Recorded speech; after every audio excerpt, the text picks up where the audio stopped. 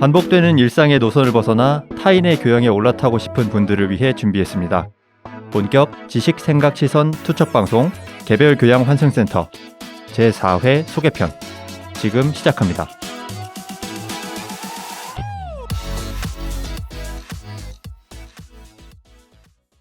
안녕하세요. 안녕하세요. 안녕하세요.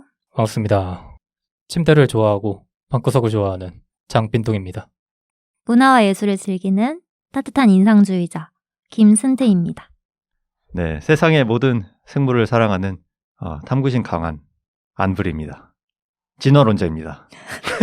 갑자기? 네. 세상의 모든 마이너 감성과 비주류에 관심이 많은 허유생입니다. 네, 반갑습니다. 반갑습니다. 반갑습니다. 어떻게 한 주 동안 잘 지내셨어요? 유생님 뭐하고 지내셨어요? 저는 목소리 좀만 크게 내주시고. 힘이 열심히 없어요. 하겠다. 힘이 없어. 일하느라 너무 힘드네요. 일을 열심히 했습니다. 일을? 네. 뭐 다른 분들은 뭐 일은 다 하셨을 거고. 저는 일이 바빠지고 개인적인 학업 일정도 너무 타이트해져가지고 네. 요새 너무 힘듭니다. 푸른님은 어때요? 오늘 제 시간인데 시작부터 이렇게 힘 빠지는 소리를 다들 하고 계세요. 누가 힘드나 배틀하는 거죠. 힘은 누구나 들어. 맞아요. 네. 다 힘들어. 요새 그래도 날씨가 조금 네, 너무 덥지 않아가지고 그쵸. 좀 괜찮아진 것 같아요. 날씨 정말 좋아요. 음. 네, 하늘이 엄청 맑던데요? 맞아요. 오늘 비가 쏟아지는데 할 얘기는 아니지만 요새 근데 한 며칠 전까지만 해도 하늘은 너무 맑은데 너무 습하고 더워가지고 좀 짜증나긴 했는데 다행히 날씨가 조금 온도가 내려가가지고 딱 입추를 기점으로 아침에 그 다음 날부터 선선해지더라고요. 그게 맞아요. 맞아. 좀 신기하다. 그 절기라는 게 그런 생각이 들었습니다. 오늘은 누가 발표죠? 네, 오늘은 뭐 제가 준비했는데 네. 아무튼 뭐예요? 아무튼 뭐 제목에 나와 있겠죠? 네, 들으시는 분들은 네. 이제 제목을 보고 이제 바로 알 수 있으실 텐데 아무튼 고래입니다. 아무튼 고래. 와. 웨일. 네, 그렇죠. 네. 웨일 고래. 일단 저는 저라는 사람을 좀 특별하게 표현을 어떻게 해볼까 생각을 해봤는데 저는 동물을 굉장히 좋아해요. 뭐 그냥 뭐 강아지 와 귀엽다 뭐 고양이 오고 막 이런 정도가 아니라 저는 진짜 어릴 때부터 동물 뭐 곤충 이런 거를 진짜 좋아했어요. 그래서 뭐 어릴 때 진짜 안 읽어본 뭐 생물책이 없는 것 같고 진짜 많은 동물 곤충 이런 거 진짜 많이 키워봤어요. 어머니가 많이 지원도 해줘가지고 많이 키워봐라 이렇게 뭐뭐 키워봤어요? 뭐 쭉쭉 읽어드릴게요. 토끼 2마리 키웠고요. 그다음에 강아지, 그다음에 닭, 오리 키워봤고요. 집에서요. 네. 오리는 되게 의외다. 오리 옛날에 우리 초등학교 때 그 앞에서 막 500원 주고 오리 막 그 팔잖아요. 기억 안 나세요? 병아리를 파는데. 팔잖아요. 오리도 있었어요. 오리 어디서 있어요? 오리 키워봤고요. 그다음에 곤충은 더 많은데요. 뭐 사슴벌레, 장수풍뎅이, 호랑나비, 뭐 시몬키, 게아제비. 게아제비 이제 수생 곤충이거든요. 네. 그러니까 물속에 사는 사마귀라고 생각하시면 돼요. 그 집게로 올챙이 같은 걸 잡아서 그 빨아먹는 네. 곤충이거든요. 그다음에 또 올챙이도 키워봤고. 아무튼 뭐 셀 수 없이 많습니다. 저 궁금한 게 있어요. 네. 그러면 그 아이들은 생명이 닿을 때까지 보살피시는 건가요? 네, 보통 그랬죠. 어. 방생한 경우는 없어요. 근데 그 어. 목적이 그냥 네. 단순히 양육을 위한 거예요? 아니면은 그 브리딩이라 그러나요? 그거 막 이렇게 이렇게 전문적으로 이제 네. 브리딩을 해서 막 그걸 팔기도 하고 그러시는 분들도 있는데 그런 분들은 보통 성인 분들이고 어릴 때 뭐 무슨 그런 게 있겠어요. 그냥 단순한 호기심, 곤충이 멋있다. 네. 그런 사슴벌레, 장수풍뎅이, 갑충이라고 하거든요. 네. 가피가 있는 딱딱한 멋있잖아요. 그런 거 보면. 아닌가요? 네. 곤충을 보면 멋있다는 생각보다는 좀 징그럽다는 생각을 먼저 그래요? 하진 않나? 네. 네. 근데 그런 그 사슴벌레나 장수풍뎅이는 굉장히 멋있긴 한데요. 그래요? 네. 사슴벌레도 종류가 굉장히 많습니다. 뭐 이거 풀면 또 끝도 없는데 뭐 애사슴벌레, 넓적사슴벌레, 뭐 넓적에도 또 단치 넓적이 있습니다. 제주도에만 산다고 알려진. 그다음에 뭐 사슴벌레의 왕이라고 불리는 왕사슴벌레. 제일 멋있어요. 왕사슴벌레가 뭐 그런 것들 있었고 다 팔아요. 그걸 애벌레 상태로 팔아서 그걸 제가 사가지고 이제 번데기가 되고 우화를 해서 이제 갑충으로 태어나는 그런 과정을 제가 다 지켜보고 그다음 죽음까지 함께하는 그런 경험을 어릴 때 많이 했었죠. 궁금한 게 있는데 그러시면 혹시 집이 네. 뭐 정원 딸린 집이라든지 그런 건 없었고요. 그냥 아니, 평범한 근데, 그냥 아파트인데 평범한 사람들이 네. 곤충을 키우는 게 어느 정도 좀 돈이 있어야. 아이, 곤충이 뭐 얼마나 한다고. 곤충 그거 애벌레 하나에 막 5,000원, 10,000원 이거밖에 안 해요. 아, 지금 그래요? 가격으로도. 네. 어. 근데 별로 제가 안 보는 비쌉니다. 유튜브에서는 그거를 파시는 분들은 어마어마한 수익을 올리시긴 하더라고요. 어. 음. 대량으로 뭐 팔면은 그게 사실 브리딩이라는 게 알을 많이 낳고 이러니까 끝도 네. 없잖아요. 어. 이제 그거를 한 5,000원에서 10,000원에만 팔아도 그분들은 이제 수익이 많이 나는 거죠. 아, 근데 그런 사람들하고는 다르게 진짜 어린 마음에 그렇죠. 사랑하는 마음에 제가 뭐 한두 개씩- 돈을 생각했겠습니까? 그 나이에 그건 아니고 생각해 보면은 진짜 가족들이 저를 위해서 많이 희생한 거죠. 그게 뭐 말씀하신 대로 막 퇴비 이런 데다 키워야 되거든요. 그러니까 비료 같은 거. 그러니까 거기 안에도 이제 벌레가 생겨요. 네. 냄새도 나고. 근데 그걸 이제 아들의 어떤 호기심을 위해서 다 감내를 해주신 거잖아요. 그러니까 지금 생각하면은 죄송하고 감사하죠. 근데 되게 귀여웠을 것 같아. 내가 부모라면. 네. 그러니까 다른 집 애들은 뭐 마우스나 키보드나 두들기고 막 마우스 움직이고 이러는데 우리 집 애가 정말 그 귀여운 곤충들을 좋아하고 뭐 키우고 싶다 그러면은 진짜 막 좀 귀엽게 보였을 것 같아. 근데 저희 어릴 때만 해도 저희가 되게 끼인 세대잖아요. 아날로그도 겪었고 디지털로 넘어온 세대잖아요. 네. 그러니까 막 어릴 때는 막 컴퓨터 이런 거는 많지는 않았잖아요. 아니에요? 저는 많이 접했는데요. 아, 그래요? 저랑 동갑이신데 저랑 좀 다른 삶을 사셨네요. 저는 막 팽이 치고 막 그랬는데 어릴 때는. 아, 그치. 예. 연 날리고 그러셨나요? 연까지는 아닌데 포켓몬 카드 가지고 뭐 그런 거 하고 이제 음. 동네에서. 아무튼 그렇습니다. 정말 많이 키웠고. 음. 여러분들은 뭐 키워보신 거 있으세요? 거북이 키워봤어요. 저 거북이 저도 음. 키워봤다. 거북이. 어. 네. 근데 저는 어렸을 때부터 조금 냄새 같은 거에 좀 예민해가지고 거북이가 좀 또 냄새가 네. 나기도 하죠. 그런 거는 못 키워봤는데 강아지는 2마리 키워봤었어요. 저도 강아지. 강아지 그냥 네. 일반적으로 많이 키우는. 네. 그래서 거북이는 이제 보통 붉은 귀 거북이라고 이제 알아요. 이렇게 머리에 옆 부분이 좀 빨간색이 아마 그런 걸 키우셨을 것 저 같은데. 되게 쬐끄만한 거북이 키웠어요. 네, 그릇에 담길 만한 되게 쬐끄만한 거북이. 그런 게 이제 점점 커지지 않나요? 커지기 전에 죽더라고요. 맞아. 네. 보통 환경이 보통 안 좋으니까. 네, 맞아요. 저희 어렸을 때는 햄스터 많이 키웠잖아요. 햄스터도 키워봤죠. 네. 근데 부르님 눈이 반짝이세요. 그래요? 네. 어릴 때 그 감정을 떠올려서 아마 눈이 좀 반짝이는 거 아닌가 싶네요. 지금 제 앞에 있는데 눈이 막 빛나고 있어요. 네. 그래서 어렸을 때로 돌아가는 사람 같아. 네, 그러게요. 오리 키우던 그 시절로. 그때 생각이 나네요. 오늘 주제를 고래로 정하신 거 앞으로 고래를 키우시겠다는 어떤 포부신가요? 지금까지 얘기랑 조금 고래는 키워보고 싶다. 고래를 키워보고 싶지만 닿을 수 없는 존재잖아요. 예. 왜 하필 고래인지도 말씀해 주실 거예요? 뭐 대놓고 이렇게 콕 집어서 말씀 못 드리겠지만 제가 말씀드리는 거를 쭉 따라가다 보면 아마 이 친구가 왜 이 고래를 좋아하는구나 아마 아시게 될 거예요. 네. 여러분은 진화론을 믿으세요? 아니면 창조론을 믿으세요? 이게 뭐 사실 종교를 갖고 있느냐 없느냐에 따라 좀 달라질 것 같긴 한데 창조론을 믿으시는 분이 계신가요? 없는 것 같은데? 없어요. 세 분 다 진화론이에요. 굳이 뭐 이분법적으로 굳이 하나를 선택하라면 그러면 혹시 그 이유에 대해서도 생각해 보신 적 있으세요? 사실 제가 이공계 출신으로서 이 진화론이나 창조론 이 두 가지 대립이라는 것 자체가 불편하죠. 굉장히 자체가 불편하고 불가능하다. 제가 기독교인이긴 하거든요. 혼종이네. 네. 혼종? 기분이 갑자기 나쁘네. 농담이고요. 이거는 사실 대립할 수가 없는 진화론이란 말은 이제 안 씁니다, 사실은. 그렇죠. 네, 지금 쓰지 않고 있는데 이걸 지금 얘기하기 시작하면은 하나의 또 주제가 되기 때문에 나중에 또 저희가 기회가 되면. 근데 이게 또 믿는 사람들한테는 아무리 과학적으로 이게 어폐가 맞는 거라고 해도 잘 들어오지 않거든요. 그리고 그 사람들한테는 큰 의미가 없는 거기도 하고. 그러니까 믿느냐라 물어보는 순간 그거는 과학 영역이 아닌 맞아요. 거죠. 맞아요. 이제 보통 창조론이라는 말 자체가 성립이 안 된다고 하셨지만 굳이 따지자면 창조론자들은 이제 종교인들이 대부분이에요. 창조론자가 창조론에 대한 근거를 댈 때 가장 많이 쓰는 게 뭘까요? 당연히 성서. 네, 성경이겠죠. 네. 정확히는 성경의 창세기를 기반으로 하고 있는데 그 6일 동안의 창조 기록 그리고 7일째의 휴식 이걸 따라서 지금 우리 인류도 살아가고 있다라고 보는 거죠. 이제 보통 근데 창조론자의 이런 근거는 성경의 비과학성으로 많이 공격을 당하잖아요. 네. 사람이 창조되기 전의 일을 사람이 어떻게 아는가? 왜 하필 6일 창조인가? 뭐 등등. 근데 창조론자들은 종교인들은 성경이 사실을 말하는 게 아니라 신앙을 통한 진리를 말하는 거고 진화론을 반박하기 위해 쓰여진 게 성경도 아니거니와 네. 그냥 이걸 진리라고 믿고 사는 거기 때문에 이걸 왜 우리가 너네한테 이게 맞다고 설명해야 되냐.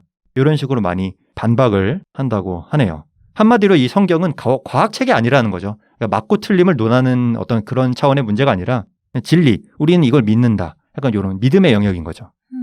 그러니까 애초에 신이 있다고 믿는 사람들과 신이 있든지 말든지 그런 고려를 하지 않는 사람들과의 대립이기 때문에 이게 좀 뭐 평행선을 달릴 수밖에 없는 네. 그런 문제긴 하죠. 그리고 성경 뭐 혹은 성서 자체를 뭐 사실 그대로 믿는 사람도 있고 아니면 그 안에서 어떤 상징이나 텍스트로서 접근하는 사람도 있고 그러니까 그걸 신화적으로 받아들이는 사람도 있어요. 그러니까 그런 측면에서 봤을 때 종교와 과학은 전혀 다른 그 층위에서 봐야 되는 거기 때문에 근데 고래 얘기하시면서 갑자기 그러니까. 진화론을 왜 꺼내신 건지 한번 궁금하네요. 들어보세요. 네. 그다음 진화론의 차례도 남아있거든요. 네. 진화론 같은 경우에는 개체 사이에서 일어나는 그런 생존 경쟁에서 우연히 어떤 한 개체가 특정 환경 적응에 더 유리한 기질을 가지고 태어났고 우연히 네. 그다음에 그 유전자들이 당연히 살아남기 때문에 자손 번식에 성공해서 오늘날에 이르렀다. 네. 뭐 대충 그런 내용이에요.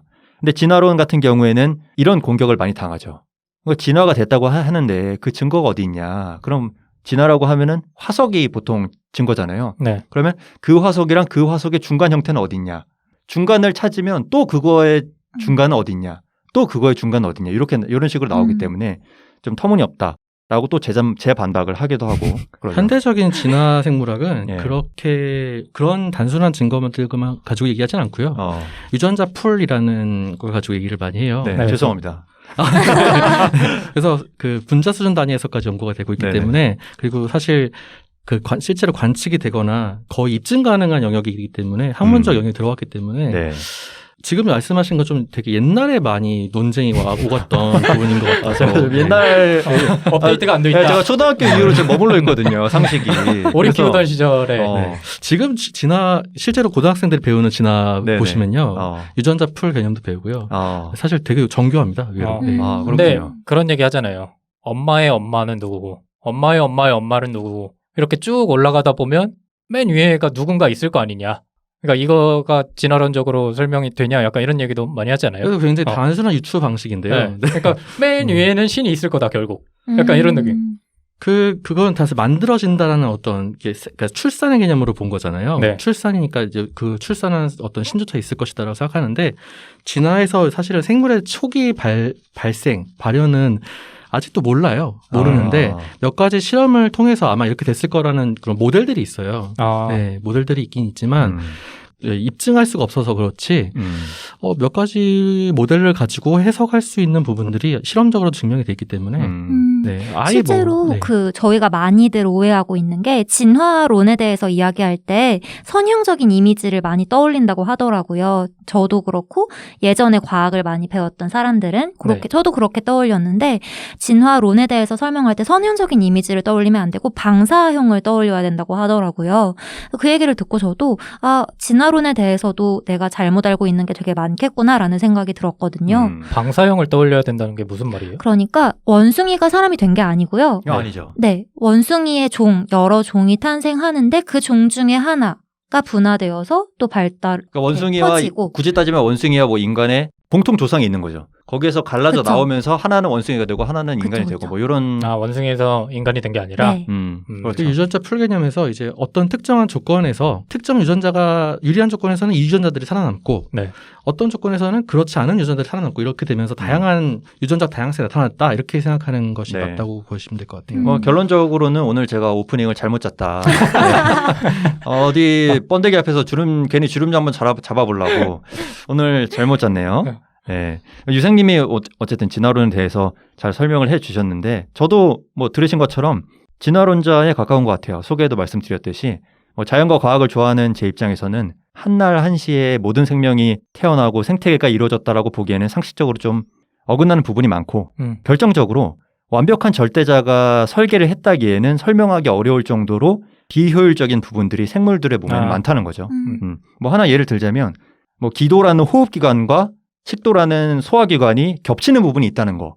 그래서 뭐 떡 먹다가 이렇게 갑자기 목에 걸려서 뭐 사람이 죽는다든지 이런 것들이 되게 비효율적인 부분이거든요. 만약 절대자라는 설계자가 있었다면 그걸 굳이 왜 이렇게 겹치게 해놨을까? 따로따로 가게 만들었다면 이런 일이 없었을 텐데 뭐 이런 부분들. 근데 그것도 절대자가 꼭 생물을 꼭 완벽하게 만들어야 된다는 법칙이 있나요? 그렇죠. 네, 그거는 그러니까 사실 그 서로가 서로에 대한 주장이 무의미하다고 저는 생각이 좀 들어요. 그리고 최근에 그리고 천주교에서도 진화론을 받아들이는 경향이 나타나고 있잖아요. 프란치스코 교황님도 굉장히 열린 마음을 가지고 계시고 좀 진보적인 분이시니까. 맞습니다. 그분이. 예. 이 사례도 좀 잘못됐다는 걸 또 한 번 느끼게 되네요. 예, 이 사례마저도 잘못됐고. 이공계 과학 전문 저격수가 한 명 있기 때문에 오늘 뭐 조심하셔야 됩니다. 네, 알겠습니다. 그리고 이제 결정적으로 제가 진화를 믿는 증거가 되는 생물이 바로 오늘 제가 이야기할 고래라는 생물입니다. 그래서 이걸 위해서 제가 이렇게 오랜 시간을 혼나면서 걸어왔어요. 제목에 나와 있긴 한데 오늘 제가 말씀드릴 가장 좋아하는 동물 바로 고래입니다. 일단 시작하기 전에 이 생명체가 얼마나 경이로운 생명체인지 단적으로 보여주는 소리 하나를 제가 들려드릴 건데요. 네, 그럼 제가 준비한 소리 들어보시죠.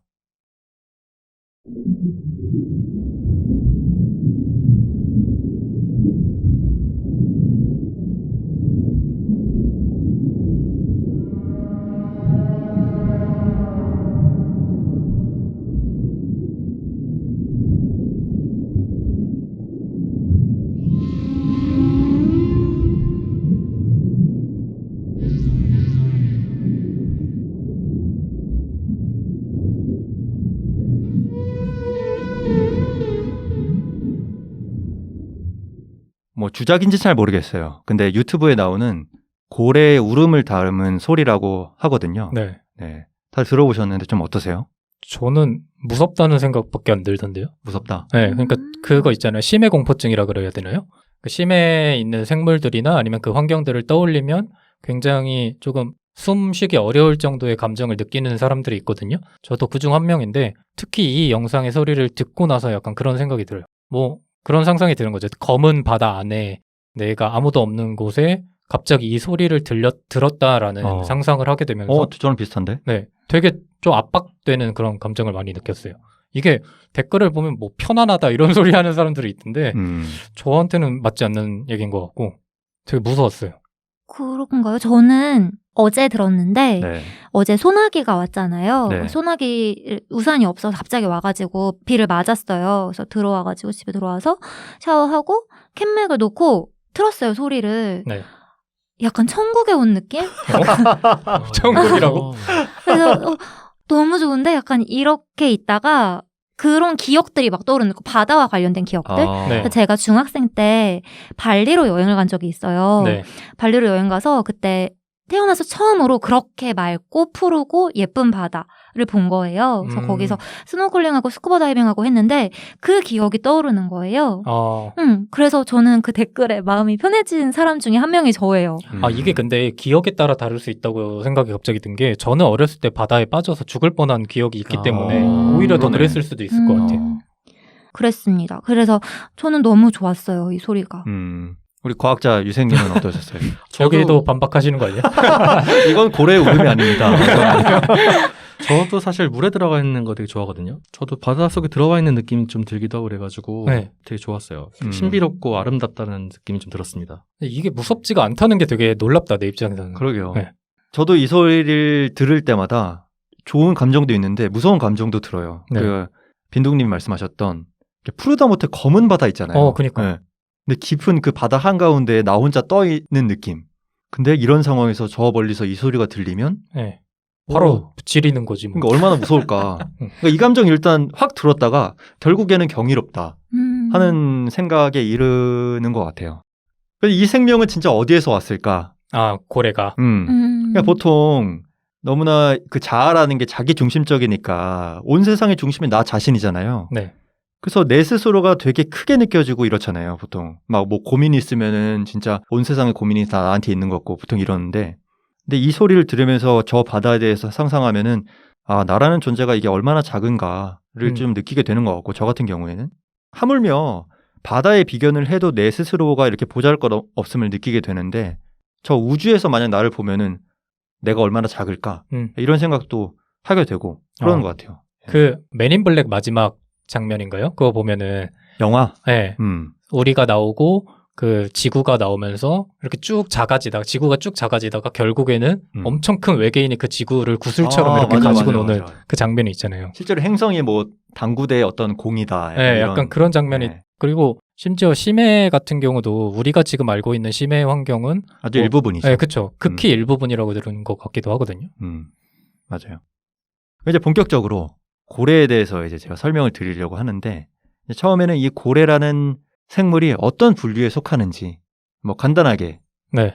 설명을 드릴까 해요. 만약에 틀린 부분이 있다면 옆에서 바로바로 이제 지적을 해주시면 전담 저격수가 이런 과학적인 어떤 고래 사냥을 옳고 그름의 분야에서는 제가 약할 수가 있기 때문에 네. 자 이런 멋진 생물을 과연 현대 생물 분류 체계에서는 어떻게 분류하고 있는가 말씀을 드릴게요. 지구에 존재하는 그 모든 생물을 가장 큰 단위로 쪼개면은 뭐하고 뭐가 있을 것 같아요? 그냥 직관적으로. 가장 큰 단위? 네. 뭔 얘기지? 동물, 식물 말씀하시는 맞아요. 아. 동물과 식물이죠. 동물과 식물? 네. 그래서 실제 분류 체계도 동물과 식물로 나눠요. 가장 큰 단위는. 그 옛날에는 동물과 식물로만 나눴었는데 거기에다가 뭐 진균, 뭐 버섯 같은, 그다음에 뭐 원핵 생물, 이거는 핵이 없는 원시 생물이라고 하네요. 그다음에 원생 생물, 그러니까 단세포 동물. 네. 이런 것까지 포함을 시켜서 동물, 식물 포함해서 한 5개 정도로 나누는데 요거를 개라고 나눠요. 그럼 동물개, 동물개, 식물개 뭐 이렇게 있겠죠? 네.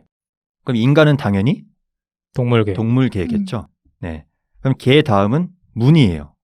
네. 여기서부터는 이제 좀 다양하게 분화가 되기 시작하는데 보통의 동물들은 척삭 동물문으로 분류가 돼요. 척삭은 제가 찾아보니까 척수 아래로 뻗은 좀 연골로 된 줄 모양의 물질인데요. 네. 그래서 당연히 척삭 동물문이 아닌 동물들이 훨씬 많겠죠. 뭐 달팽이, 뭐 불가사리, 뭐 이런 것들은 다 척삭 동물이 아니니까. 네. 근데 인간이나 뭐 척추 동물, 흔히 말하는 이런 것들은 척삭 동물에 들어간다. 문 다음에는 강이 있어요. 여기서부터는 아마 많이 들어보셨을 것 같은데 척삭 동물 문에는 어강, 파충강, 양서강, 조강, 포유강 등이 있습니다. 네. 뭐죠?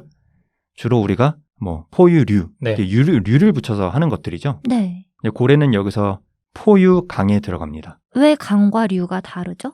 이게 저도 그게 궁금했는데 엄밀히 따지면 류는 이 분류 체계에 속해 있지가 않더라고요. 않고 류는 그러니까 묻고 싶을 때 이렇게 마음대로 묶는 어떤 그런 단위가 되는 것 같고 이제 엄밀히 따지면 강이 있고 그다음 그 밑에 있는 것들. 그러니까 포유강이라고 부르는 게 학술적으로는 맞으나 우리가 류라는 단어 그 단어를 쉽게 사용하기 때문에 그거랑 이렇게 합쳐진 거라고 보면 되겠네요. 어떤 경우에는 뭐 강을 류로 대체하기도 하고 또 어떤 경우는 더 밑으로 내려서 뭐 고래류 뭐 이렇게 하기도 하잖아요. 그냥 일반적인 쓰임새로 류를 많이 쓰는 것 같더라고요. 네. 그 다음에는 목이에요. 여기서부터 본격적으로 고래의 이름이 들어가기 시작하는데 고래는 무슨 목일까요? 고래목. 맞아요. 고래목이에요. 네. 고래목이죠, 당연히. 이 목을 이제 편의에 따라서 조금 더 상세하게 아목으로 나누기도 하거든요. 아목. 네. 그래서 고래목은 범고래같이 이빨을 가진 이빨고래 아목과 그다음에 뭐 혹등고래, 대왕고래 그런 것 같이 수염이 있는 고래를 수염고래 아목으로 이렇게 두 가지로 조금 더 상세하게 보면 특징에 따라 세분화하는 거고. 네, 그렇게 합니다. 고래가 물고기가 아니라 포유류라는 사실은 언제 알려졌을까요? 혹시 추측이라도 해볼 수 있을까요? 100년 전에? 100년이요? 고래를 사냥하면서 알려지지 않았을까? 고흐 시절에요? 아니에요. 좀 우리가 생각하는 그 대철학자, 그리스의 대철학자 하면 누구 있을까요? 아리스토텔레스. 맞아요. 아리스토텔레스. 보통 이때 시대라고 하는데 아리스토텔레스에 져서 동물의 역사라는 책에다가 아리스토텔레스가 이렇게 썼다고 해요. 고래는 허파를 가지고 있다. 돌고래는 태생 동물이고 살아있는 상태로 태어난다는 거죠. 그다음에 젖을 가지고 있으며 새끼는 젖을 먹기 위해 어미를 따라다녀야 한다라고 적었습니다. 근데 얘는 어떻게 알았을까 그걸? 관찰을 하지 않았을까요? 아리스토텔레스요? 네. 그 당시에 근데 바다로 들어가서 고래를 볼 수가 있나? 당시에 항해 기술이 분명히 있었고, 맞아요. 네, 그리고 그 그리스 같은 경우는 자연 철학이 굉장히 발달한 네. 그 도시국가였잖아요. 아테네 그런 쪽이. 그래서 아마 자연을 굉장히 관찰하는 기술들이 많이 발전돼 있었고, 기술하는 능력도 굉장히 많이 발달돼 있었기 때문에 충분히 알 수 있었지 않을까 싶습니다. 예, 뭐 자기가 직접 보지 않고는 이 시대에 뭐 뭔가를 유추할 수 있는 방법이 없으니까. 아니면 그런 학당에 많이 모여서 공부했잖아요. 네. 그러면 그런 지식인들이 서로 막 얘기하다가 우리처럼 얘기할 수도 있고요. 하다가 고래가 젖이 있다더라. 있다더라. 그래? 그럼 한번 써볼까? 해가지고 썼을 수도 있어요. 그러니까 배를 타고 가다가 예를 들어서 고래가 이렇게 나오면서 네. 물을 쫙 뿜는 그런 모습을 보잖아요. 아, 네. 그러면 저 친구는 그냥 아가미 호흡이 아니라 그냥 우리처럼 폐로 호흡을 하는구나 라고 이제 생각을 하게 되는 거죠. 그리고 뭐 제가 뭐 자세히는 모르지만 그때 당시에 막 해부나 이런 것도 많이 하지 않았나요? 그런 걸로 많이 했을 거예요. 네, 해부도 이런 것도 하면서 실증적으로 확인하는 그런 과정도 거쳤겠죠. 예. 그러면 이제 시계열을 조금 더 옛날로 한번 돌려보겠습니다. 고래라는 생물의 기원이 어디인지 한번 살짝 더듬어 보려고 하는데요. 고래목으로 갈라져 나오는 가장 이른 줄기는 보통 파키케투스, 암블로케투스 뭐 정도를 되는데 그게 뭐예요? 그 고래 조상격의 이름이라고 보시면 돼요. 예. 파키케투스, 암블로케투스. 예. 뭐 들으시는 분들은 이거 한번 쳐보시면은 그때 당시 어떻게 생겼는지 추측해 볼 만한 그런 자료가 아마 나올 텐데, 근데 얘네는 이제 뭐 신생대, 에오세 초중기인 5천만 년 전에 뭐 인도나 파키스탄 지역에 좀 살았다고 하네요. 근데 발이 4개가 다 있어요. 네. 그래서 고래라기보다는 좀 일반적인 우리가 알고 있는 포유류 형태에 가깝다. 약간 정말 고래라기보단 그쵸. 오히려는 강아지에 가까운. 그쵸. 강아지는 아니고. 뭔가 털도 좀 있는 것 같고. 네. 뭐 근데 털은 이제 뭐 상상하겠지만 얘네가 수중생물이라고요? 반수 생물이에요. 예, 육지에서도 살았고 이제 물에서도 자유롭게 왕래하는 그런 동물이었다고 하고요. 그러니까 사실 뭐 이때 당시에는 고래의 모양은 전혀 없는 상태다라고 볼 수 있어요. 없네요, 예, 전혀 없죠. 네. 그러다가 이제 100만 년이 지나서 4,900만 년에서 4,200만 년 전에 이르러서 고래목이라는 애들이 전 지구적으로 좀 퍼지게 돼요. 그래서 이때부터는 조금 더 고래에 가까운 애들이 살기 시작하는데 로드호세투스, 이것도 한번 찾아보시면 나올 거예요. 로드호세투스 그리고 프로토케투스 같은 애들이 이제 등장을 하게 되죠. 조금 더 고래 모습에 가까워졌네요. 그렇죠. 네. 얘네들에 이르러서 주요하게 고래에 가깝게 변한 것 중에 하나는 점점 숨구멍이 머리 위로 올라오기 시작해요. 네. 그리고 다리에 갈퀴 모양의 어떤 그런 것들이 생기기 시작하죠. 얘는 좀 무서워요. 좀 무서워요? 네. 그러다가 지금 뭐 로드케투스를 보고 계신지 프로토케투스를 보고 계신지 모르겠지만 프로토케투스로 이어지면서 로드오세투스 때 그나마 조금 있었던 뒷다리의 형태가 프로토케투스에서는 거의 사라지는 형태로 이어지죠. 예. 그 프로토케투스라는 학명 자체가 무슨 뜻이냐면 최초의 고래라는 뜻이에요. 그러니까 고래라고 볼 수 있는 최초의 동물이다로 학계에서는 보고 있는 거죠. 그러다가 이제 4,100만 년 전에서 3,500만 년 전에 이르러서 오늘날 고래목의 가장 가까운 친척이라고 볼 수 있는 바실로사우루스라는 애가 살게 되는데 이제 요 종에 이르러서 뒷다리는 아예 자취를 감추게 됩니다. 그럼 이제 지루한 옛날 얘기는 이제 끝났고 이제 다시 현생으로 돌아와서 고래의 생태에 대해서 한번 알아보겠습니다. 고래는 일단 어디에나 살아요. 남북극에도 있고 또 민물과 짠물을 가리지 않고 강에 사는 돌고래도 있고 뭐 대양은 말할 것도 없죠. 이 고래와 상어 좀 헷갈리시는 분들 있잖아요. 그러니까 생김새 가지고 막 지느러미가 있으니까 와 상어다 막 도망가기도 하고 그러잖아요. 그러니까 우리가 흔히 알고 있는 고래와 상어의 전형적인 모습은 되게 다르지만 세부적으로 이렇게 들어가서 뭐 특정 고래나 특정 상어를 딱 놔줬을 때 이게 고래인지 상어인지 헷갈리는 경우도 있는 것 같아요. 그렇죠. 그 고래랑 상어를 구분할 수 있는 가장 큰 신체적인 특징은 뭐가 있을까요? 아가미? 아가미. 그러네. 맞죠. 첫 번째는 이제 호흡이에요. 네, 당연히 아까 말씀드린 것처럼 고래는 폐호흡을 하는데 숨구멍이 위에 붙어 있죠. 이 숨구멍을 분수공이라고 하거든요. 근데 이빨고래류는 분수공이 하나가 있어요. 돌고래, 뭐 범고래 이런 거는 구멍이 하나예요. 네. 근데 긴수염고래 뭐 이런 애들은 분수공이 2개입니다. 그러니까 우리처럼 콧구멍이 이제 위에 2개 달려 있는 거죠. 네. 네. 그러면은 숨구멍이 위에 있다는 뜻은 네. 뭐 고래는 상어와 다르게 이렇게 그렇게 수면으로 뭐 일정 시간에는 꼭 나와야 된다는 뜻이에요? 그렇죠. 그럼 참고 있는 거예요. 물속에서 쉬는 게 아니고. 그렇죠.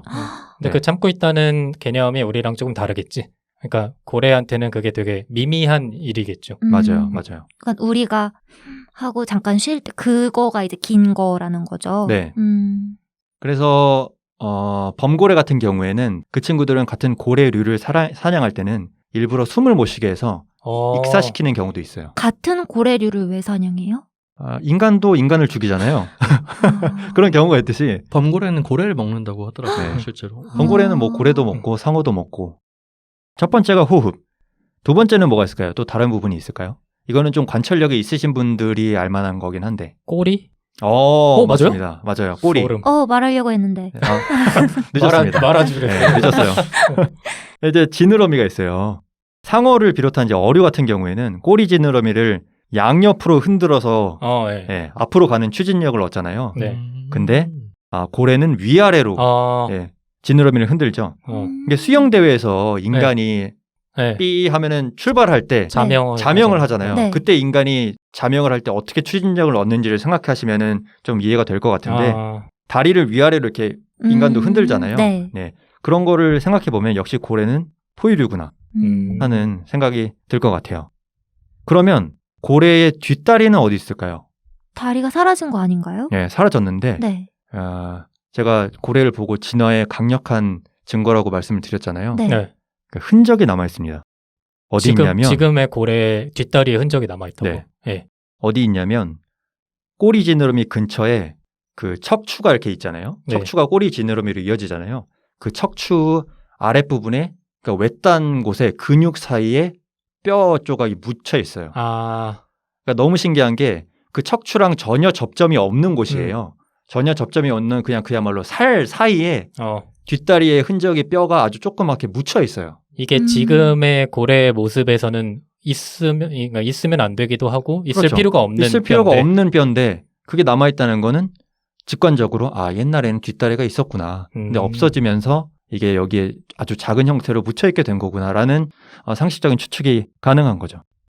아까 고래 소리 같이 들으셨잖아요. 네. 고래는 이렇게 소리를 낼 줄 아는 동물인데 이빨고래랑 수염고래가 내는 방식이 조금 달라요.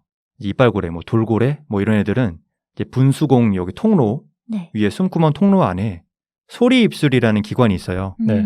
거기를 그 분수공 통로로 공기를 지나가게 하면서 소리 입술이 이렇게 좀 이렇게 튀어나와 있는 부분이거든요. 통로 사이에. 네. 거기를 이제 공기가 울리게 돼요. 그러면 진동이 발생하고 그 진동이 이마 안에 이마가 둥그렇잖아요. 네. 거기 안에 지방 덩어리가 있거든요. 그 지방 덩어리를 지나면서 음파로 변환이 돼요. 오, 신기하다. 그래서 그 음파가 나가고 뭐 사냥감이나 이런 물체들에 닿아서 다시 돌아오면은 또 턱 안에도 지방 덩어리가 있거든요. 네. 턱 안에 있는 지방 덩어리를 거치면서 받아들인다고 합니다. 소리를요? 네. 근데 반면에 또 수염고래류는 명확하게 밝혀진 바가 없어요. 왜냐하면 일단 소리 입술이 없고 뭐 성대도 당연히 없는데 또 후두 비슷한 기관은 또 있어가지고 아직 학자들한테 의문 상태라고 해요. 근데 다만 소리를 내는 데 있어서 어쨌든 공기를 내보내야 되긴 하잖아요. 네. 근데 고래는 물 안에서도 소리를 내긴 하잖아요. 그러니까 어떤 체내에 공기를 순환시킬 수 있는 그런 고래만의 그런 신체적인 메커니즘이 있는 게 아닌가라고 추측을 하고 있는 정도라고 합니다. 아직 완벽하게 분석이 안 된 거구나. 그렇죠. 이빨고래류 같은 경우에는 분석이 돼 있는데 수염고래류는 아직 좀 미지에 남은 부분이 있다. 고래는 사회성이 있어가지고 무리를 지으면서 살아요. 네. 뭐 종마다 정도는 좀 다르긴 한데 이빨고래가 수염고래보다 좀 모여 사는 군거성이 더 강하다고 알려져 있고요. 그러니까 이걸 통해서 포식자를 피하기도 하고 협동을 통해서 사냥을 하기도 하고 그렇습니다. 실제로 뭐 돌고래 같은 거 바다에서 보면은 다 같이 뛰어오르잖아요. 한두 마리만 이렇게 뛰어오르는 게 아니라 다 같이 뛰어오르는 거 보면 되게 무리 생활을, 군집 생활을 하는구나. 뛰어오르는 거는 또 그 의도에 대해서 여러 가지 추측이 있는데 첫 번째는 그 빠르게 사냥감을 쫓을 때 추진력을 늦추지 않으면서 숨을 쉬는 숨을 쉬기 위해서 뛰어오른다는 얘기가 있고 신기하다. 네. 그냥 유희를 위해서 뛰어오른다는 오, 귀엽다. 그 추측도 있고 음. 그다음에 뛰어오르면서 몸에 붙은 뭐 기생충이나 네. 아니면 기생 어류를 떼어내기 위한 그런 점프다라고 하는 학자도 있고 다양합니다. 한 번도 생각을 못 해본 것 같아. 그냥 뛰어오르네 하고 끝났는데 왜 이렇게 뛰어오르는 이유를 들으니까 되게 신기하네요. 돌고래 같은 경우는 보통 그렇게 막 이렇게 빠르게 뛰어오르고 그러니까 돌고래 같은 경우는 네. 그렇고 또 수염고래류의 점프는 또 다른 식으로 또 해석이 되기도 해요. 이렇게 막 엄청 큰 고래 같은 경우는 네. 몸을 이렇게 비틀면서 점프하는 거를 본 적이 있는 것 같거든요. 네네. 네. 그것도 이제 수염고래류의 점프는 긴 수염고래는 너무 크기 때문에 점프를 안 한다 그래요. 네, 너무 크기 때문에 점프를 안 하고 네. 그 꼬리를 내려치는 정도 바다에 이 정도를 하고 여러분들이 생각하시는 그런 큰 고래에 점프를 하는 고래는 보통 혹등고래라는 고래거든요. 네. 근데 그 친구는 재미를 위해서 뛰어오른다는 추측이 제일 많고 네. 그리고 굉장히 똑똑한 친구이기 때문에 그 인간이 선박을 가지고 와서 자기를 구경한다는 걸 알면은 일부러 점프를 해준다라는 그런 의견도 있어요. 자, 한번 나 봐라 이러면서 점프를 해주기도 한다. 관종이네. 네. 스타성이 있네요. 네. 혹등고래는 좀 스타성이 있어요. 음. 뭐 같이 제가 사냥을 하기도 한다고 했잖아요. 네. 네, 그 중에서 수염고래류의 협동 사냥 방법을 뭐 한 가지 재미로 말씀드리면 상향식 나선 기술이라고 명명을 했거든요, 학자들이. 어떻게 하냐면 고래들이 이제 먹잇감이 모여 있는 이렇게 공간이 있을 거잖아요. 그러면은 그 밑으로 바다 밑바닥으로 일단 다 같이 이동을 해요. 그 다음에 여러 마리의 고래가 먹이가 있는 공간을 기점으로 나선형으로 돌면서 올라오면서 공기방울을 막 이렇게 쏴요. 네. 자기가 숨 참고 있다가 이렇게 뱉으면 물속에서 공기방울 생기잖아요. 네. 그러면서 밑에서부터 공기방울이랑 음파를 막 내보내면서 올라와요. 그러면 그 공기방울 기둥이 생겨서 이제 물고기들은 나가질 못하는 거죠. 그 공기방울을 뭔가 자기를 방해하는 어떤 벽으로 생각을 하니까 거기 갇히게 되는 거예요. 그러면 그렇게 하면서 슬슬슬슬 올라와서 그냥 다 같이 맛있게 먹는. 네. 신기하네. 수면 위에서 다 같이 이렇게 막 이렇게 하는. 그 단순히 그냥 입 벌려서 이렇게 앙 하는 게 아니라는 거죠. 아니죠. 약간 애니메이션 같은 데 보면 고래가 입 벌리고 슉 가면은 물고기들이 입으로 슉 들어오잖아요. 그건 이제 크릴 새우를 먹는 흰 긴수염 고래 같은 경우는 네, 그렇게 먹기도 하죠. 네. 크릴 새우는 막 하등생물이니까 뭐 도망갈 생각을 잘 안 하잖아요. 네. 근데 걔네는 물을 그렇게 먹으면 배가 안 부르나?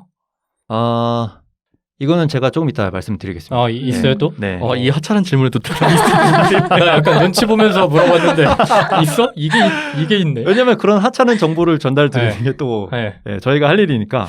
나는 항상 보면서 궁금했거든요. 아니 뭐 플랑크톤을 먹는 건 그렇다 친데 그렇다 쳐도 저 물을 저렇게 먹는다고? 약간 이 생각을 했는데. 네. 저는 왠지 알 것 같아요. 근데 말씀하실 거니까 꼭 참겠습니다. 근데 인간이랑 되게 비슷하다고 이 말씀만 먼저 드릴게요. 인간이 하는 방식이랑. 현존하는 고래가 한 90종이 있어요. 네. 근데 그 중에서 제가 제일 좋아하는 고래 2종에 대해서 소개를 드릴까 합니다. 네. 마침 또 수염고래 암흑이랑 이빨고래 암흑에서 한 종씩 있어가지고 그렇게 소개를 해드리려고 하는데요. 첫 번째는 가장 큰 고래이자 포유동물인 대왕고래.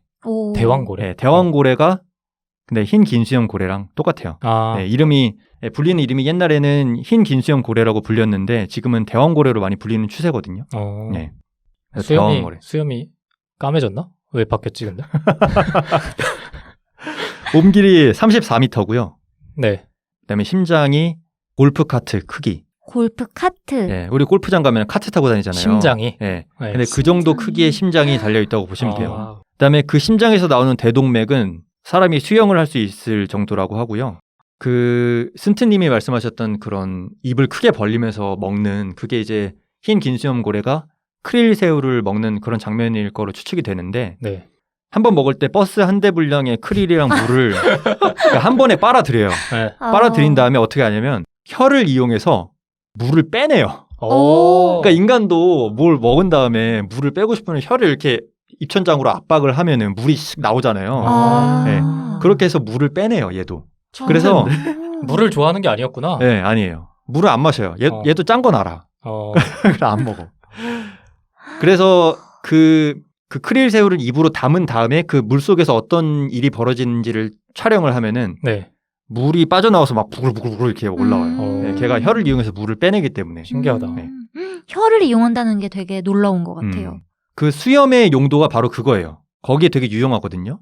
크릴이랑 물이 같이 있잖아요. 네. 근데 물이 빠져나갈 때 크릴 새우는 못 빠져나가게 수염이 걸음망 장치를 해서 아. 물만 빠져나가고 크릴 새우는 거기에다 수염에 걸리게 이렇게 또 이빨의 진화 형태라고 할 수 있겠죠.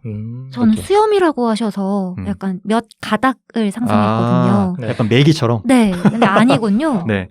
그러니까 이빨의 변화 형태로 수염이 이렇게 빽빽하게 자라 있는데 아. 그 수염 하나가 인간의 키를 넘어요. 인간의 뭐를? 인간의 키를 넘어요. 수염 하나가. 어. 그리고 막 사람이 들고 있는 사진 보면은 이렇게 두꺼워가지고 이렇게 두 손으로 잡아야 되는. 네. 그러니까 우리가 알고 있는 수염이라고 얘기하기는 좀 어렵네.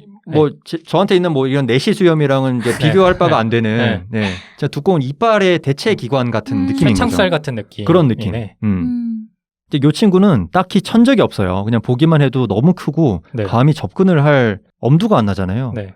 그나마 그 새끼 대왕고래 천적이 범고래인데 범고래는 최고 속력이 50km 정도거든요. 네. 근데 그나마도 잠깐, 그러니까 빠르게 50km 헤엄치다가 금방 쉬어야 되는. 근데 이 대왕고래는 이렇게 큰 몸집에도 불구하고 40km 속력으로 수십 분 동안 헤엄이 가능하다고 하네요. 그러니까 사실상 따라가는 게 불가능한 거죠. 예, 따라간다고 쳐도 그 큰 동물을 막 지치게 하고 해서 먹기까지는 또 다른 차원의 문제인 건데 그 최상위 포식자라고 보면 되나요? 포식자까지는 아니고 그쵸, 왜냐면 사슬에서 상위 계층은 아니죠. 네, 왜냐면 크릴 새우밖에 안 먹으니까. 그쵸. 그런가? 네, 그렇게 봐야 단지 되나? 천적이 없을 뿐인 거죠. 천적이 없을 근데 뿐. 누구한테 막 먹히진 않잖아요. 그렇죠. 이 대왕고래를 가장 많이 죽였던 생물이 바로 인간이에요. 그렇죠. 그러네요. 맞아, 맞아. 옛날에는 포경 산업도 활발했고 네. 놀이로 죽이는 경우도 있었고 전쟁 때문에 죽이는 경우도 있었고 했기 때문에 네. 그래서 멸종위기종 가장 높은 등급까지 올라갔다가 지금은 개체수를 많이 회복한 상태라고. 제가 본 다큐에서도 이 고래를 왜 죽이냐면 저 네. 고래 종류는 모르고 봤기 때문에 그냥 고래라고 그냥 통칭해서 말했을 때 죽이는 이유는 참치를 잡아야 되는데 네. 참치가 먹는 어획과 그 고래가 먹는 어종이 겹치는 거예요. 그러니까 참치를 잡기 위해서 고래를 죽이는 거예요. 참치의 개체수를 늘리기 위해서. 혹등고래 같은 경우는 청어 이런 걸 먹기도 하거든요. 네. 그러면 이제 아마 참치랑 겹칠 것 같기도 하고. 그러니까요. 하긴 뭐 우리가 막 고래고기를 먹거나 이런 경우는 거의 드무니까 그러기 위해서 고래를 죽이는 거였구나. 맞아요. 그래서 그 다큐에서는 그게 정확한 수치는 아니겠지만 참치 8마리를 잡기 위해서 고래 45마리를 죽인다고 표현을 하더라고요. 이게 그래서 단순히 우리의 식량을 위해서 포획을 하는 거랑은 좀 다른 차원이다 보니까 되게 비판을 많이 받는군요. 맞아요. 그리고 아까 말씀드린 것처럼 이 친구는 너무 크기 때문에 우리가 흔히 생각하는 물 밖으로 뛰어오르는 고래의 종류는 아니에요. 네. 뛰어오르는 경우는 거의 없는 개체고 그 고래는 아까 말씀드린 것처럼 혹등고래인데 이것도 혹등고래가 또 신기한 게 또 잠깐 말씀드리면 상황에 따라서 되게 놀라울 정도로 다양한 소리를 구사해요. 심지어 운율도 있고 문법도 있는 그런 노래를 주기적으로 부르는데 이게 고래들한테 퍼진대요. 이게 퍼지면서 자기 스타일에 맞게 좀 바꾸는 거예요. 오, 돌림 노래. 네, 그러니까 빈둥님이 뭘 네. 부르면 제가 그걸 듣고 노래 좋은데? 이러면서 제 스타일로 좀 바꾸는 거예요. 네. 그러면서 이게 고래의 유행가가 되기도 합니다. 네, 지역별로 고래의 유행가가 생기기도 한대요. 신기하다. 그럼 노래를 부를 수 있는 거네요, 고래는? 그렇죠. 뭐 운율도 있고 문법도 있다고 하니까 그러니까 인간이 보통 만물의 영장이라고 하면서 네. 문화생활은 인류만이 누릴 수 있는 거라고 착각하는 경우가 있잖아요. 근데 이런 걸 보면은 우리가 인지를 못하고 있을 뿐이지 동물들도 그 나름대로의 문화생활? 네. 이런 걸 하고 있다는 생각이 강하게 들어요. 그러니까 아까 저희 초반부에 들었던 그 고래의 울음소리가 노래를 하는 걸 수도 있다는 어쩌면 얘기잖아요. 노래방에서 막 노래를 부르는데 우리가 녹음한 걸 수도 있고 그런 거죠. 어떻게 보면. 고래사냥 그 노래 부르는 거 아닌가? 떠나자. 자, 갈게요. 두 번째 고래는 또 아까 말씀드린 이빨고래류의 하나인 범고래인데요. 이 친구들은 우리 어릴 때 유명했던 영화인데 프리윌리라는 영화가 있는데 네. 거기에서 주인공과 교감하는 고래로 이제 이 범고래가 나와요. 그래서 좀 영화 좋아하시는 분들은 친숙하기도 할 텐데 그리고 또 전박이잖아요, 기본적으로. 네. 전박이는 사람들이 친숙하게 느끼나 봐요. 되게 귀엽게 생겼어요. 귀엽다고 생각을 해요, 범고래를. 근데 얘네들이 알고 보면 바다의 맹수예요. 네, 기본적으로 육식이어서 뭐 물범이나 펭귄 이런 게 주식이고 그다음에 똑똑하고 거기다가 사회성 같이 갖춘 놈들이에요. 네. 일단 기본 IQ가 한 90 정도 돼서 오. 뭐 어린아이 정도의 IQ는 갖고 있다고 하고 상어를 먹기도 하는데 상어는 또 주식이 아니라 별미예요. 이게 아. 왜 별미라고 제가 지칭을 하냐면 네. 그 상어들이 범고래한테 먹힌 시체를 보면은 네. 막 뭐 갈갈이 찢겨 있거나 이런 게 아니라 네. 간 부위만 한 입 딱 뜯어 먹고 본 거 버려요. 같아요. 네. 그러니까 상어의 간만 먹고 나머지는 버리는 거죠. 어. 그 간에 뭐 본인들이 원하는 어떤 영양소라든지 그런 맛이 있기 때문이겠죠. 그러니까 그 상어의 간을 베어 물 정도로 간이 어느 위치에 있고 이거를 내가 베어 먹으면 간을 먹을 수 있겠다는 그런 판단을 할 수 있을 만큼 그렇죠. 똑똑하다는 거잖아요. 그렇죠. 그럼 이 아이들의 무기는 똑똑함인가요? 어떻게 보면 그럴 수 있겠네요. 네. 상어가 뒤집으면은 죽거든요. 상어는 뒤집으면 안 돼요. 그래요? 예, 그리고 상어는 자기 스스로는 절대 본인의 몸을 뒤집지를 않아요. 그래서 상어를 사냥할 때는 상어를 이렇게 쳐가지고 상어를 뒤집기도 하고 그런 식으로 굉장히 악랄하게 공격을 하는 친구들이에요. 이렇게 귀여운 애가. 근데 저게 사진상으로는 귀여워 보일 수 있는데 네. 우리가 저 얼룩이 눈이라고 생각하잖아요. 맞아요. 근데 쟤네 눈을 실제로 보면 개 무서워요. 진짜요? 이게 우리가 아는 애가 아니야. 저게 사진상으로만 보면 귀여워 그 보이는데 검은 부위 안에 조그만 네. 이제 동그랗게 검게 뭐 눈이 있는 건데 네. 그냥 사람 눈처럼. 그러면 네. 이제 그때부터 안 귀엽게 보여요. 그리고 이건 유튜브에서 실제로 찾아보시면 나오는 영상이거든요. 이 범고래가 동물원에 있는 범고래인데 네. 새를 사냥하는 모습이에요. 새를요? 네, 어떻게 하냐면 네. 새들이 이제 동물원 자기가 있는 수조 근처에 이렇게 앉아 있잖아요. 그 새들한테 자기가 먹이로 받은 조그만 물고기, 뭐 청어겠죠? 그거를 뱉어요. 그래서 이렇게 기다려요. 새들이 올까 말까 하면서 망설이다가 걔가 그냥 가만히 이렇게 떠 있으니까 와서 먹으려고 하는 순간 와가지고 잡아채서 물속으로 끌고 들어가거든요. 낚시를 하는 네. 거예요. 그럼 민첩하기도 하네요? 그렇죠. 그러니까 미끼를 쓸 줄 안다는 동물인 거고. 무섭다. 그러니까 그 영상을 보시면 나중에 기회가 되시면 네. 얘 진짜 똑똑한 애구나 이런 생각이 들어요. 그리고 또 물개가 또 주식이라고 했잖아요. 이 물개들이 자기를 피해서 북극 같은 데는 얼음 조각 위에 올라가기도 하거든요. 네. 근데 그러면 사실 그 얼음 조각이 얇고 그냥 둥둥 떠 있는 그 정도의 얼음 조각이라 그냥 자기가 부딪히면 부서져요. 근데 그렇게 하는 게 아니라 얘네들한테 두려움을 주기 위해서 얼음 밖에서부터 막 헤엄을 쳐와가지고 쑥 잠수를 해요. 그러면은 파도가 일면서 그 파도가 점점 커져서 그 얼음을 덮치거든요. 네. 그러면은 그 물개가 그 파도에 휩쓸려서 물로 떨어져요. 그러니까 그게 자기가 한 마리가 그냥 힘 안 쓰고 그냥 얼음 치면은 부서지는 걸 알면서도 굳이 그 물개에게 두려움을 주기 위해서 하는 놀이다. 그러니까 얘가 이제 어차피 죽음밖에 남아있지 않으니까 얘를 마지막에 죽이기 전에 골려먹자라는 네. 어떤 유의의 하나로 그런 행동을 한다라는 그런 보고가 있거든요. 그런 실제로 거 봐도 영상을 봤는데 그 범고래가 물개를 이렇게 수면 위로 던지는 재밌게 그냥 놀이하는 듯한 영상이 있거든요. 맞아요. 그걸 보면 되게 조금은 끔찍해 보이기도 하는데 그러기도 해요. 지능이 있으면 악랄해지나요? 뭐 그게 우리의 기준에서 악랄한 거지 걔네 입장에서는 지극히 자연스러운 행동일 수도 있죠. 근데 이런 뭐 바다의 깡패, 바다의 뭐 조폭 이런 야생 범고래도 절대 건드리지 않는 단 하나의 동물이 있는데 이게 뭘까요? 바로 우리 인간이에요. 인간. 야생 범고래가 인간을 공격해서 먹었다라는 사례는 아직 확실하게 보고된 적이 없고요. 네.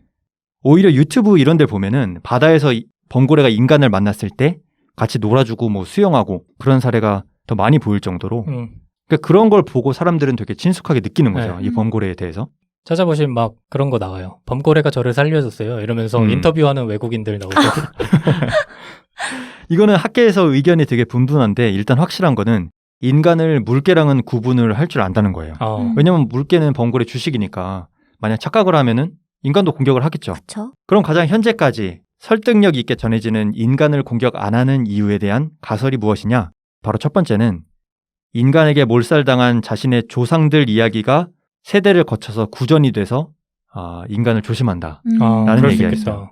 되게 좀 터무니없게 느껴질 수도 있는데 네. 실제로 있는 설이에요. 그러니까 범고래가 그만큼 똑똑하다는 가정을 하고 생각해보면 진짜 그럴 수 있겠다는 생각도 들어요. 근데 IQ가 90이면 충분히 설득력이 그럴 있지 수 있죠. 않나요? 심지어 언어 체계도 있고 하니까. 네. 이게 실제로 로마 제국 때 범고래 때문에 막 어부들이 피해를 보니까 네. 공격해서 죽인 사례도 있고 또 1956년에는 미군 해군 주도하에 수백 마리 이상 범고래를 죽인 사례도 있다고 해요. 그래서 혹시 그런 것 때문에 범고래들이 야, 저 인간들 조심해야겠다. 우리보다 센 것 같다. 센 것 같다. 이런지 않을까. 깝치면 안 돼. 네. 근데 이건 허점이 있는 게 뭐냐면 그거는 되게 국지적인 학살인데 그게 어떻게 전 세계에 있는 범고래들한테 다 퍼졌을까? 이런 허점이 있긴 해요. 왜냐하면 공격을 안 하는 건 전 세계적인 현상이니까. 네. 네. 이런 허점이 있고 또 하나는 인간을 먹잇감으로 인식을 안 하고 좀 자기들 같이 문화가 있고 언어 체계를 갖춘 동등한 객체라고 인식을 하는 거예요. 그래서 리스펙을 하는 거예요. 리스펙. 그러니까 우리가 범고래를 지금 얘기하면서 약간 리스펙하게 됐잖아요. 아, 문화라는 게 인간만이 누리는 게 아니구나. 근데 이 범고래도 인간을 보면서 와, 쟤네 우리랑 비슷한 지능이 있는 애들이구나. 우리가 좀 먹지 말고 리스펙해야겠다. 인정 이러는 거 아니야? 인정하는 거. 그렇게 인식을 하고 그것도 자손들에게 알려주기 때문이다. 라는 가설이 있는데 이 역시도 증명이 어렵기 때문에 자기 자손들한테 그거를 퍼뜨리는지 아닌지 그건 알 길이 없잖아요. 네, 그래서 이거에 대해서도 좀 허점이 있다라고 보시면 될 것 같습니다. 또 다른 가설은 없나요? 또 여러 개가 있죠. 네. 여러 개가 있는데 궁금하신가요? 왜냐면 지금 앞에 두 개는 네. 완벽히 설득당하지 못했어요. 또 이런 게 있어요. 뭐 인간들은 그 애기들이 뭐 아무거나 주워 먹으면 엄마 아빠들이 지지 이러면서 먹지 마라고 학습을 시키잖아요. 네. 그러니까 범고래도 그거랑 비슷하다는 의견이 있습니다. 우리 범고래들은 이런 걸 먹는단다 이러면서 애들한테 가르쳐 주는 거죠. 근데 그 안에 인간이 들어있지 않기 때문에 먹지 않는다 라는 설이 있는데 요거는 어떻게 보면 틀린 게 범고래들이 바다에 어쩌다 들어오게 된 사슴이나 말 같은 거를 먹었다는 그래요? 보고는 있거든요. 근데 그런 것도 보지 못했을 거잖아요. 근데 그걸 먹었을 정도면 인간을 안 먹을 이유는 없다. 네, 그런 이유가 있죠. 너무 궁금하다. 네. 너무 궁금해요. 범고래가 인간을 먹지 않는 이유. 나중에 물어보세요. 요 세 가지 중에서는 뭐가 가장 설득력이 있던 거예요? 과학자로서 유생님은 어떻게 생각하세요? 제 과학자는 아니지만 전 첫 번째 가설이 굉장히 설득력이 있네요. 구전됐을 것이다. 예. 무서운, 약간 두려워한다? 네네. 인간 건드리면 안 돼? 저는 두 번째가 그래도 조금 더 설득력이 리스펙? 있어요. 네. 리스펙? 우리와 비슷한 쳐주는 거죠. 동등한. 그러니까 인간이 인간을 먹지 않듯이 그쵸. 약간 비슷한 느낌으로. 네. 근데 실수로라도 먹을 수도 있을 텐데 그게 보고된 게 한 건도 없는 게 저는 너무 신기해요. 뭐 어딘가에 뭐 공격당한 사례가 있을진 몰라도 진짜 막 사건화돼서 네. 그런 경우는 아직까지는 없다고 하네요. 오히려 동물원에 있는 범고래들이 인간을 죽인 사례는 확실하게 보고가 돼 있다 그래요. 근데 동물원에. 근데 그거는 거의 갇혀 사니까 얘가 나를 스트레스를 주니까 공격을 하게 된 거다라는 의견이 많고 네. 자연적으로는 아직 흔치 않다. 저는 한편으로 또 범고래가 지능이 정말 뛰어나면 그냥 저거 맛없으니까 안 먹어도 돼. 약간 이런 느낌일 수도 있겠다는 생각이. 네. 상어의 간만큼 맛이 없는 거죠. 인간이. 그러니까 뭔가 대단한 의도를 가지고 했다기보다는 어쩌면 굉장히 좀 단순할 수도 있겠다라는 생각도 들었어요. 근데 그게 단순히 공격을 안 한다에 그걸 넘어서 원래는 맹수인데 막 인간을 만나면 유독 같이 수영도 해주고 그런 모습을 너무 정반대의 모습을 보이니까 사람들이 좀 신기하게 생각하는 거죠. 그런 게 아닐까. 네. 저는 어차피 동물은 본능이라고 생각을 하는데 지능이 그렇게 있고 그리고 똑똑하다 이런 애들이 인간을 먹지 않는다면 그 본능 이외에 무언가가 더 있겠다라는 생각이 지성의 들어요. 영역이 있다. 네. 충분히 그럴 수 있다. 범고래의 어떤 행태나 이런 걸 봤을 때 어떤 사회 규범이나 그런 거는 그 정도까지는 있지 않을까라는 생각은 저도 들더라고요. 조사하면서.